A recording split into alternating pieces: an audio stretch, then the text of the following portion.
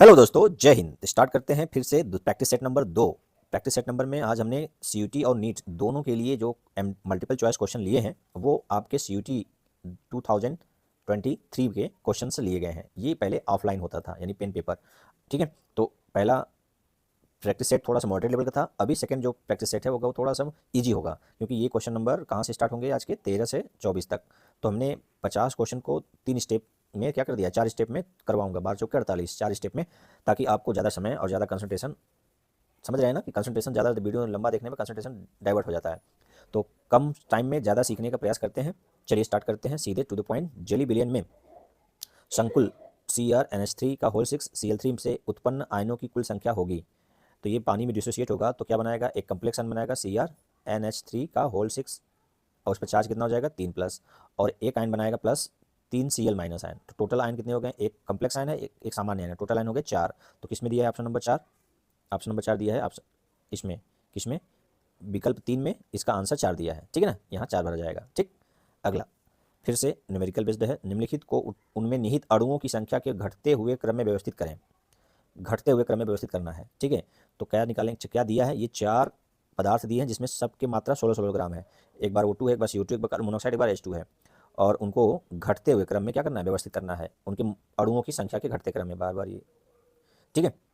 तो देखिए, तो पहले इसके निकालने के लिए आपको तरीका क्या होना चाहिए, नंबर ऑफ मोल्स निकालना होगा। सबका नंबर ऑफ मोल्स क्या होता है, given weight upon molar mass, ठीक है। ये फार्मूला यूज कर लीजिए, जिसमें नीचे मोलर मास सबसे ज़्यादा होगा। ऊपर तो सब 16 ग्राम है ना, तो कांस्टेंट है, ऊपर का कांस्टेंट है। मोलर मास बढ़ेगा तो नंबर ऑफ मोल्स घटेगा, ठीक है ना। तो यहाँ सबका निकाल लेते हैं। तो सबका मोलर मास आपको पता होना चाहिए। तो 16 बटे कितना करेंगे, ऑक्सीजन ऑक्सीजन के लिए 32, कितना जाएगा, एक आधा मोल, ठीक है। यहाँ पर क्या करेंगे, 16 बटे 44, तो कितना आएगा, 44 हो गया, थोड़ा सा ज़्यादा हो गया। इसका 16 बटे क्या करेंगे, कार्बन मोनोऑक्साइड का मोलर मास कितना होगा, 12 और 16 28, ठीक है। और यहाँ 16 बटे कितना करेंगे, हाइड्रोजन का कितना होता है, 2 हो जाएगा। तो सबसे ज़्यादा नंबर ऑफ मोल्स किस में आएगा, हाइड्रोजन का। तो हाइड्रोजन का सबसे ज़्यादा है, यहाँ पूछ रहा घटते क्रम में। तो डी सबसे ज़्यादा है। डी किस में सबसे ज़्यादा दिया है, 2 में, देखिए 2 सबसे ज़्यादा है। उसके बाद किसका नंबर आएगा, 28, सी का, ठीक है, सी का हो गया। उसके बाद सी के बाद 32 किसका, ए का, ए हो गया। फिर बी, यानी BDCAB, ऑप्शन नंबर 2 करेक्ट हो जाएगा, ठीक है। नंबर मोलर मास बढ़ेगा, नंबर ऑफ मोल्स घटेगा। तो सबसे नीचे जो छोटा है तो 2 से भाग देंगे 16 को तो 8 मोल आ गया। 28 को 16 से काटेंगे तो कुछ जो मोल आएगा आएगा, लेकिन नीचे ज़्यादा रहेगा तो ऊपर कम। 44 वाले तो भाग देंगे 16 में तो सबसे कम मोल आएगा, ठीक है। चलिए समझ गए। अगला क्वेश्चन 15वां यानी तीसरा क्वेश्चन। हालांकि ये आपके सिलेबस हटा दिया गया, सॉलिड स्टेट होता था पहले, ठोस अवस्था हटा दिया गया है, ठीक है। तो इसको हम रिजेक्ट कर देते हैं। सीधे चलते हैं तीसरा क्वेश्चन यानी 16वां क्वेश्चन। यदि किसी प्रथम कोटि अभिक्रिया का 75% 32 मिनट में पूरा हो जाता है तो इस अभिक्रिया के 50% पूरा होने के लिए लिया गया समय है। क्वेश्चन आसान है, आंसर आसान है, करना थोड़ा का प्रोसेस लंबा है। देखिए, प्रथम कोटि की अभिक्रिया है, 75% होने में कितना समय लग रहा है, 32 मिनट। तो उसी अभिक्रिया का 50% होने में कितना समय लगेगा। तो यदि आप मुँह मतलब ओरल यानी मुँह जबानी करना चाहेंगे तो इसका आंसर कितना जाएगा, 16 मिनट। अब कैसे आएगा उसको डिटेल में दिखाने के लिए आपको जाना पड़ेगा, पहले हाफ लाइफ निकालना पड़ेगा। और हाफ लाइफ प्रथम कोटि अभिक्रिया के लिए क्या संबंध जानते हैं, हाफ लाइफ मतलब निकालने के लिए आपको के चाहिए। और के कहाँ से मिलेगा, प्रथम कोटि की अभिक्रिया का वेग स्थिरांक समीकरण वाले से। के बराबर हो जाएगा 2.303 और log a by a minus x. अब ए कितना मान लिया जाए, ए को 100, और कितना वियोजित हुआ है 75%, कितने समय में, टी दिया है 32 मिनट में। तो इसको रख दीजिए, तो यहाँ से के निकल आएगा, समीकरण 1 से क्या निकल आएगा, के। अब उस के को टी हाफ यानी जो 50% यानी 50% को क्या लिख सकते हैं, टी हाफ। तो टी हाफ निकालने के टी हाफ और के में संबंध क्या है, यहाँ पर संबंध होता है 0.693 अपॉन टी हाफ। तो इसमें रख देंगे के का मान। तो ये के का मान जब यहाँ पर रखेंगे, कहाँ पर, यहाँ पर के जगह पर ये चीज़ रखेंगे, तो जो सॉल्व करेंगे तो कितना मिनट आ जाएगा, 16 मिनट, ठीक है ना। ये टी हाफ यानी 50% अभिक्रिया करने में कितना मिनट लगेगा, 16 मिनट, ठीक है। यहाँ से प्रथम कोटि अभिक्रिया के समीकरण से एक के निकालेंगे, के को इस वाले समीकरण में रख देंगे तो टी हाफ निकल आएगा। टी हाफ मतलब 50% कंप्लीट होने के लिए समय लगा समय, ठीक है। चलिए अगला, बाहरी चुंबकीय क्षेत्र में रखे जाने पर निम्नलिखित में से कौन सा यौगिक प्रतिकर्षित होगा। अब ये बात बोल रहा है कि प्रतिकर्षित कौन होगा, यानी कौन इसमें से पूछा है प्रतिचुंबकीय है। तो देखिए, तो जनरली जो वीक लिगेंट होते हैं, जिसमें वीक लिगेंट होंगे उसमें प्रतिचुंबकीय होने की संभावना कम होती है। तो पहले वीक लिगेंट को काट लीजिए। यहाँ पर वीक लिगेंट क्या है, Cl है, यहाँ पर क्या भी Cl है, इसको हटा दीजिए, ठीक है। डाउट खत्म। पहले वीक लिगेंट में संभावना कम होती है पेयरिंग करने की, ठीक। अब बात आता है तीसरा और चौथा में। देखिए यहाँ पर आयरन की ऑक्सीकरण संख्या कितने हैं, +2 है, यहाँ पर +3 है। तो इसका होता कितना है, D6 होता है और 4s2 होता है। तो 2 निकलेगा तो DS निकलेगा और बचेगा डी में कितना, 6। और डी में 6 मतलब होल नंबर में है ना, ऑर्बिटल कितने हैं 5 और इलेक्ट्रॉन कितने हैं 6, ठीक है ना। तो इलेक्ट्रॉन यदि भरना चाहेंगे और Cn क्या है स्ट्रॉन्ग लिगेंड है, तो दोनों क्या हो जाएंगे पेयर्ड हो जाएंगे, स्ट्रॉन्ग लिगेंड की वजह से पेयर्ड हो जाएगा डायमैग्नेटिक। यहाँ पर 3 प्लस होने का मतलब D5 है, 4s से क्या हो गया 2 निकल गया तो 0 हो गया, और D से 1 निकलेगा तो 5 हो गया, और D5 का मतलब कहीं ना कहीं जोड़ा बनेगा, तो वो क्या होगा 5 इलेक्ट्रॉन 5 ऑर्बिटल में कैसे भर पाएंगे 1 2 3 4 5। अब इसको पेयरिंग करेंगे तो कैसे भरेंगे 1 2 3 4 5, तो एक ना एक अनपेयर्ड रह जाएगा, तो एक अनपेयर्ड रह जाएगा तो ये क्या होगा अनपेयर्ड है, तो अनपेयर्ड मतलब अनुचुंबकीय। और ये पूछ रहा है कि चुंबकीय क्षेत्र में रखने पर कौन सा यौगिक प्रतिकर्षित होगा, तो जो युग्मित होगा, तो ये वाला क्या है युग्मित है, इसलिए प्रति चुंबकीय होगा और प्रतिकर्षित होगा। कौन वाला आकर्षित होगा, ये तीनों आकर्षित होंगे क्योंकि इसमें अयुग्मित इलेक्ट्रॉन है, जब ये क्या होगा प्रतिकर्षित, इसलिए प्रतिचुंबकीय मतलब प्रतिचुंबकीय होने के कारण ये प्रतिकर्षित होगा, ठीक है। अगला प्रश्न, हेक्सासाइनिडो मैग्नेट सेकेंड आयन का प्रचक्रण मात्र चुंबकीय आघूर्ण खाली स्थान Bm है। देखिए यौगिक क्या पहले हेक्सासाइनाइडो, हेक्सासाइनाइडो Cn कितना है 6 है, मैग्नेट आयन यानी Mn है, स्क्वायर ब्रैकेट लगाइए, और इस पर सेकेंड यानी ये 2 प्लस है ना, यानी 4 माइनस कर दीजिए, इसके ऊपर चार्ज कितना है 4 माइनस रहेगा, ठीक है 4 माइनस, तभी इसका ऑक्सीडेशन नंबर कितना आएगा +2 आएगा, क्योंकि -1 × 6 बराबर -4, ये प्लस होकर इधर जाएगा तो +6 - 2 बचेगा +2, ठीक है। हाँ तो अब ये जान लीजिए कि ये स्ट्रक्चर है। अब इसमें मैग्नीज कितना ऑक्सीडेशन स्टेट में है +2 में है, तो मैग्नीज 2 ऑक्सीडेशन स्टेट में क्या होगा केवल S से 4s से क्या होगा 0 हो जाएगा, और 3D कितना रहेगा 5 रहेगा। अभी आपने देखा कि साइनाइड स्ट्रॉन्ग लिगेंड होता है, और D में 5 इलेक्ट्रॉन जब भी रहेगा पेड होगा तो कहीं ना कहीं एक बच जाएगा, तो 1 2 3 4 एक अनपेड रह जाएगा, अनपेड रहेगा तो इसमें यह नंबर ऑफ अनपेड इलेक्ट्रॉन कितना है 1, और फार्मूला आप जानते हैं ना स्पिन वाली मैग्नेटिक मूवमेंट निकालने के लिए क्या फार्मूला लगाते हैं, पहले एक नोट कर लीजिए अब फार्मूला लगा दीजिए, क्या होता है मैग्नेटिक मूवमेंट बराबर होता है √n+1, ठीक है बोर मैग्नेटान। तो यहाँ पर n कितना आ गया है 1, n का वैल्यू 1 है, तो जोड़ेंगे गुणा करेंगे 1 से 1 1 2 2 1 सॉरी हाँ 1 मिनट, अनपेयर्ड इलेक्ट्रॉन कितने हैं इसमें 1 है, और n+2 सॉरी फार्मूला मैं गलत लगा रहा हूँ, फार्मूला में सही करिए भाई, फार्मूला n+1 है n+2 होता है, तो 1 n की जगह 1 है, n 1+2 तो 3, और 3 का गुणा 1 में करेंगे तो कितना आ गया 1 3 ही रहेगा, तो √3 का वैल्यू कितना होता है √3 का वैल्यू होता है 1.73 बोर मैग्नेटान। इसका आंसर हो जाएगा ऑप्शन नंबर 2, ठीक है। कैसे हो जाएगा पता हो गया ना कि नंबर ऑफ n निकालना है, n यहाँ से निकल जाएगा और n का वैल्यू इस फार्मूला में रख देंगे n+2, ठीक है। फार्मूला क्या है फिर से देख लीजिए n+2, और सभी के सभी वैल्यू कहाँ रहेंगे अंडर रूट में, ये किसके बराबर मैग्नेटिक मोमेंट, यूनिट क्या होता है बोर मैग्नेटॉन, और n का वैल्यू कितना आया था 1 आया था, ठीक है 1 + 2 3 आ गया, 3 का 1 में गुणा करेंगे 3 रहेगा, √3 का मान क्या होता है इतना होता है, ठीक है। चलिए अगला निम्नलिखित, हालांकि 19वां आज कुल टोटल क्वेश्चन है, लेकिन अभी 12 से 13 से स्टार्ट है, 13 5 13 6 19 छठवां क्वेश्चन। निम्नलिखित यौगिकों के बढ़ते हुए क्वथनांक का सही क्रम है, कौन कौन से यौगिक दिए हैं 4 यौगिक दे दिए हैं, pentane 1 N butane pentanal hexaoxy ethane, ये 4 यौगिकों के क्वथनांक का सही क्रम पूछ रहा है। तो देखिए इसमें 4 कार्बन वाला छोटा सबसे होगा, मतलब मोलर मास पर डिपेंड करेगा, प्लस हाइड्रोजन बॉन्डिंग पर, मोलर मास बढ़ेगा तो क्वथनांक बढ़ेगा, और प्लस जिसमें हाइड्रोजन बॉन्डिंग होगा उसमें क्वथनांक ज़्यादा होता है समान मोलर मास होने पर।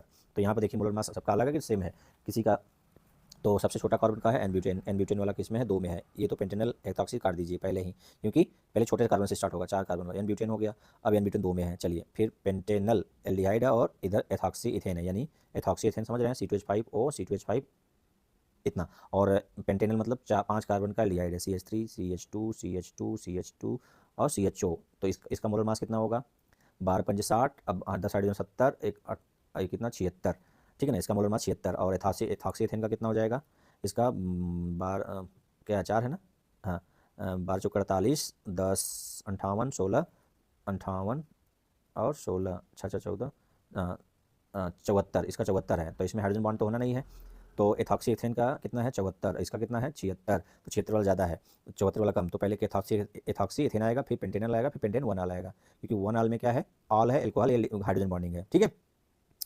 तो आपको बात समझ में आ गया कि ये बढ़ता हुआ क्रम हो जाएगा बॉइलिंग पॉइंट का, ठीक। मोलर मास निकाल लीजिएगा, मोलर मास समान होने पर हाइड्रोजन बॉन्डिंग किसमें होगा उसका क्वथनांक ज़्यादा होगा, ठीक है। नेक्स्ट फिर से इंपॉर्टेंट क्वेश्चन, ये आपके लिए पहला इंपॉर्टेंट क्वेश्चन आ गया। निम्नलिखित अभिक्रिया में उत्पाद डी की पहचान कीजिए, तो स्टार्ट कहाँ से हो रहा है फिनॉल से, जिंक के साथ गर्म किया गया ए बन गया, ए को क्या किया गया है एल्किलीकरण यानी मिथाइलीकरण किया गया है तो बी बना, बी को K2Cr2 और H2SO के साथ किया गया तो सी बना, सी को नाइट्रीकरण कराया गया तो डी बना, तो डी पूछ रहा है क्या होगा, तो बताइए जल्दी से अपना आंसर, आपने ढूंढ लिया है गुड। फिनॉल को गर्म करेंगे तो क्या बनेगा बेंजीन, क्या बनेगा बेंजीन, बेंजीन पर क्या करेंगे CH3Cl और AlCl3 की, तो क्या बनेगा टालुइन, क्या बन गया टालुइन, और टालुइन को K2Cr2 और H2SO करेंगे तो सी जो बनेगा वो क्या बनेगा बेंजोइक एसिड, क्या बन गया बेंजोइक एसिड, और बेंजोइक एसिड में नाइट्रिक कराएंगे तो क्या बनेगा पैरा पोजीशन पर NO2 ग्रुप आ जाएगा, क्या जाएगा, पैरा पोजीशन पर NO2 ग्रुप आ जाएगा। तो ये क्या बनेगा, Meta nitrobenzoic acid, option number 4 में दिया है। ठीक है, क्लियर, बहुत आसान था, बस स्टेप पता होना चाहिए। अगला, कुछ द्रव स्नेही कोलाइडी की स्वर्ण संख्या सीमा नीचे दी गई है। ये सिलेबस से आपके हट गया है, आपके लायक नहीं है, लेकिन आंसर बता दूं कि स्वर्ण संख्या दी हुई रहती है, जिसका स्वर्ण संख्या सबसे कम रहेगा उसका सुरक्षात्मक कोलाइडर के रूप में उपयोग सबसे ज़्यादा, मतलब जिसका गोल्डन नंबर कम रहेगा उसका प्रोटेक्शन पावर हाई रहेगा। ये इसी प्रिंसिपल बेस्ड है। हालांकि आपको समझ में नहीं आएगा बात, क्यों, क्योंकि आपके सिलेबस से हटा दिया गया है। तो सिलेबस हटाने से आपको बात नहीं समझेगा, मैं सीधे आपको आंसर बता दे रहा हूँ कि इसका सबसे वैल्यू कम है गोल्डन नंबर, तो इसका प्रोटेक्शन यानी सुरक्षात्मक कोलाइडर के रूप में उपयोग करने में सबसे अच्छा होगा ए वाला, बस। ठीक है, आपके काम के लायक नहीं है। ठीक है, चलिए अगला, एनिलीन की 298 केल्विन पर सांद्र HNO3 और सांद्र H2SO4 के साथ अभिक्रिया किसका 47% उत्पादन करेगी, किसका 47% उत्पादन करेगी। एनिलीन है, बेंजीन में क्या लग गया है, NH2। यदि इसका नाइट्रेशन कराएं किसके उपस्थिति में, HNO3 और H2SO4 कंसनट्रेट दोनों ही हैं, तो यहाँ पर आर्थो और पैरा के साथ साथ NO2 ग्रुप कहाँ अटैक कर जाता है, मेटा पर भी। मेटा नाइट्रो एनिलीन बनता है। ठीक है, वो कितना परसेंट, 47%। क्यों भाई, क्योंकि ये बेस है और यहाँ से H मिलेगा तो ये एनिलीनियम आयन बन जाता है, विड्राइंग ग्रुप का काम करेगा, तो ये मेटा भी प्रोडक्ट देता है ज़्यादा मात्रा में। ठीक है, तो क्या देगा, मेटा नाइट्रो एनिलीन। ठीक है, सीधा। अगला 23वां यानी आज का 11वां क्वेश्चन, निम्नलिखित यौगिकों में क्षारकी या क्षारीय शक्ति का बढ़ता हुआ क्रम क्या है। ये 4 यौगिक हैं जिसमें क्या है, एनिलीन है, टर्शियरी अमीन, सेकेंडरी अमीन और प्राइमरी अमीन। तो आप जानते हैं, पहले आपको बता दूं, 231 2 3 1 यदि एथिल केस है तो 231 का ऑर्डर होता है, और यदि एनिलीन इसमें दे दिया तो एनिलीन वाला सबसे कमजोर होता है क्षार में। तो एनिलीन सबसे कमजोर, फिर प्राइमरी, फिर टर्शियरी, फिर सेकेंडरी। ये क्रम याद रख लीजिए, क्योंकि मेथिल होता है, यदि N के साथ NH2 के साथ क्या लगता है, मेथिल, तो 213 वाला क्रम ही होता है। ऐसे इधर से ध्यान रखना है, 213 छोटा है, 231 बड़ा है, तो ऐसे तो यहाँ ही पड़ जाता है। तो यहाँ पे एथिल वाला है तो 231 वाला फॉलो करेगा, 2 1 3 2 1 3 2, और तो 1 3 2 कहाँ है, पहले होगा एनिलीन पहले किस में है, किस में है, पहले चेकिए, एक जगह है एनिलीन है, उसके बाद प्राइमरी, फिर टर्शियरी, फिर सेकेंडरी। तो ये ऑर्डर ऑप्शन नंबर 2 में है, क्षारिकता का बढ़ता क्रम। यदि C2H5 की जगह पर, मैं फिर से बोल रहा हूँ, CH3 होता तो ये क्या होता क्रम, 2 1 3, यानी 3 सबसे कमजोर होता, फिर 1 होता, फिर 2 दोनों में तेज है। बस एक में क्या है, मेथिल में 213 है, एथिल में 231 है। ये कोड है आपका याद रखने के लिए। ठीक है, समझ में आया तो ठीक, नहीं समझ में तो कोई बात नहीं। आगे चौथा या 12वां और लास्ट क्वेश्चन, यानी 24वां क्वेश्चन आज के लिए 12वां क्वेश्चन होगा, क्योंकि 12 का मैंने पहले प्रैक्टिस सेट में करा दिया था। आसान क्वेश्चन है, निम्नलिखित में से कौन सा यौगिक हेल होलार्ड जेलेंस्की अभिक्रिया देगा जिसके पास अल्फा हाइड्रोजन होगा, छाट लीजिए और बता दीजिए। तो ये है कार्बोक्सिलिक एसिड, जिसमें कार्बोक्सिलिक ग्रुप के बगल वाले कार्बन के साथ 2 अल्फा हाइड्रोजन है, ये देगा। ये है एल्डिहाइड, जिसमें C के साथ R3 लगा, कोई अल्फा हाइड्रोजन नहीं है, एल्डिहाइड भी है, नहीं देगा। ये कीटोन है, ये नहीं देगा। ये है फार्मिक एसिड, इसमें अल्फा हाइड्रोजन नहीं, तो किसमें अल्फा हाइड्रोजन है, पहले वाले में, पहला वाला है हेल होलार्ड जेलेंस्की अभिक्रिया देगा। कितनी बार देगा, 2 बार देगा, क्योंकि 2 अल्फा हाइड्रोजन है। ठीक है, तो ये मेमोरी बेस्ड था, समझने वाला ये था थोड़ा सा, उससे समझने वाला थोड़ा सा ये था, ये भी मेमोरी बेस्ड था, तो ये तो सिलेबस में था ही नहीं। अगला ये वाला बहुत अच्छा था आपके लिए, और थोड़ा न्यूमेरिकल वाला, क्वथनांक वाला मोलर मास के ऊपर निर्भर करेगा। ये थोड़ा सोचने वाला था, क्वाड्रेशन केमिस्ट्री का जो होता है थोड़ा समझने और सोचने वाला होता है। ये इंपॉर्टेंट क्वेश्चन था, बिना आप उसके समझ नहीं पाएंगे। वेस्पर थ्योरी क्या वैलेंस बॉन्ड थ्योरी, क्रिस्टल की थ्योरी पे बेस्ड, ये न्यूमेरिकल ही था। अच्छा क्वेश्चन, आसान आंसर है 16, लेकिन करना है तो जाएंगे प्रोसीजर स्टेप बाय स्टेप। ये सिलेबस में था नहीं, 2 क्वेश्चन आज में था नहीं आपके सिलेबस में। ये मोल पर बेस्ड है, क्लास 11th लेवल के पर बेस्ड था, और ये कोऑर्डिनेशन केमिस्ट्री का आयनाइजेशन पर डिपेंड था। ठीक है, तो प्रैक्टिस सेट नंबर में 12 क्वेश्चन में से कितने आपको आ रहे थे, हालांकि 10 आपके लिए था, बताइएगा जरूर। तो ऐसे वीडियो देखने के लिए ...